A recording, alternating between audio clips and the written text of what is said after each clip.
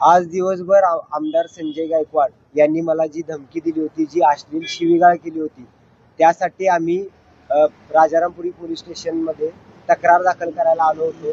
दिवसभर आमचं आंदोलन सुरू होतं. आंदोलन ज्यावेळेला सुरू होतं त्यावेळेला पोलिसांनी आम्हाला FIR घेतो आणि ही कलम दाखल करतो अशा पद्धतीचा शब्द दिला होता. पण नंतर त्याने आमची शुद्ध फसवणूक केलेली आहे.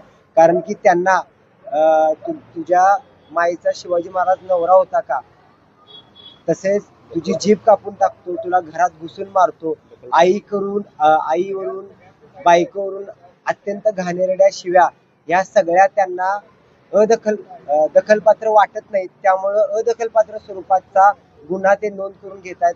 त्यामुळं अशी कलम किंवा अशा पद्धतीचा गुन्हा नोंदवून घेणं मला मान्य नाही. त्यामुळं आम्ही आज तक्रार दाखल करत नाहीये, पण रस्त्यावरची लढाई आमची सुरू राहील. आणि अजून एक मला विनंती करायची आहे की अजिबात कुठल्याही पोलिसांनी आमच्या आसपास फिरकू नये. मला कुठल्या सुरक्षेची गरज नाही. ज्या वेळेला माझा खून होईल त्यावेळेला तरी यांना जाग येईल. मी प्रशांत आंबी यांची बायको. गेली 2 दिवस आम्ही पोलीस स्टेशनच्या चक्रा मारतोय. खरं तर जो प्रकार झालाय, संजय गायकवाडांनी जी मुक्ताफळं उधळलेत ती सगळा महाराष्ट्र गेली 2 दिवस ऐकतोय. आम्ही आज FIR दाखल करण्यासाठी आलो होतो. रोहित पवार थोड्या वेळापूर्वी आले होते, त्यावेळेला FIR दाखल करून घेतो, फक्त अभिप्राय येऊ द्या असं म्हणलेले पोलीस आता सरळ फसवून म्हणतायत की NC दाखल करून घेतो.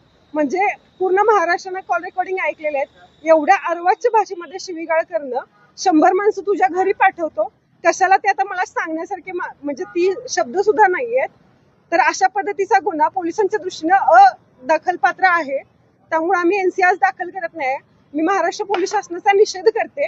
आणि संजय गायकवाड एकच वक्तव्य बरोबर बोलले होते की महाराष्ट्रातलं पोलीस अकार्यक्षम आहे. ह्याची अनुभूती मला आज आलेली आहे. त्यांनी ज्या धमक्या दिलेल्या आहेत, या धमक्या जर त्यांनी खऱ्या करून दाखवल्या तर याला जबाबदार महाराष्ट्र पोलीस शासन सुद्धा असणार आहे. त्यांच्यावर कोणाचा दबाव आहे, ते कशाच्या दबावाखाली काम करतात हे सगळं आम्हाला माहिती आहे. रस्त्यावर काम करणारे कार्यकर्ते आम्ही, धमक्यांना आम्ही भीक घालत नाही. पण एखादा आमदार जर अशा पद्धतीची वक्तव्य करत असेल तर पूर्ण महाराष्ट्राला यातून काय संदेश जाणार आहे हेच मला या निमित्तानं सांगायचं आहे. या गोष्टीचा निषेध करते आणि रस्त्यावरचा लढा आमचा कायम सुरू आहे.